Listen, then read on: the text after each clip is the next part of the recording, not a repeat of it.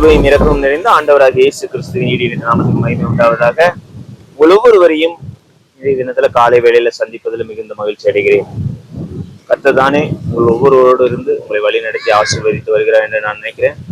இன்றைக்கு நம்ம படிக்க இருக்கிற வசனம் அப்போஸ்தலர் 18வது அதிகாரம் 10வது வசனம். இவ்விதமாய் ஆண்டவராக இயேசு கிறிஸ்து பவுலுக்கு சொல்லுகிறார், நான் உன்னுடனே கூட இருக்கிறேன், உனக்கு தீங்கு செய்யும்படி ஒருவனும் உன்மேல் கை போடுவதில்லை என்று பவுலுக்கு ஆண்டவர் வாக்குத்தத்தமாய் உரைக்கிற காரியங்களை நம்ம குறித்து பார்க்கிறோம்.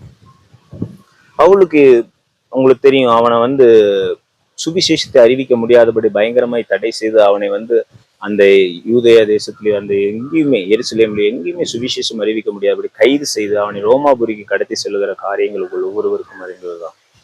தீங்கு செய்ய முடியாதபடி ஒருவன் உண்மையில கைப்படுவதில்லை என்று பவுலுக்கு கொடுத்த வாக்குத்தத்தத்தின் பிரகாரமே தேவன் அவனை காப்பாற்றி கடைசி வரைக்கும் பல நிருபங்களை எழுத வைத்து அநேக சாட்சிகளை அநேக ஊழியர்களை எழுப்பின காரியங்களை நம்மால காண முடிகிறது.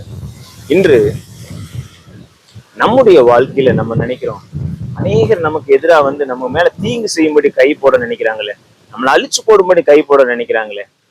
கவலைப்படாதீங்க, ஆண்டவராக இயேசு கிறிஸ்து உங்களோட இருப்பார் என்றால், ஆண்டவராக இயேசு கிறிஸ்துவோட நீங்க இருப்பீர்கள் என்றால், அவர் சொல்றாரு, தீங்கு செய்ய ஒருவன் உங்க மேல கை போடவே முடியாது. அப்படி சர்வ வல்லமையுள்ள தேவன் உங்களோட இருந்து உங்களை பாதுகாத்து வழி நடத்த வல்லமையுள்ள தேவன்.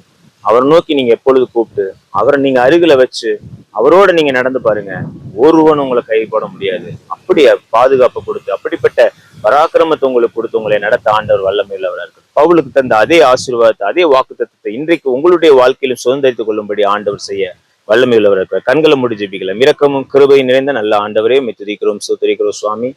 பவுலுக்கு நீர் வாக்குறுத்தது போல அப்பா, இன்றும் எங்களுக்கும் அப்பா தகப்பனை தீங்கு செய்ய ஒருவனும் எங்கள் மேல கை போடாதபடி கர்த்தர் பத்திரமாய் அப்பா தகப்பனை பாதுகாக்க போகிறபடியால் உங்களுக்கு நன்றி செலுத்துகிறோம் சுவாமி.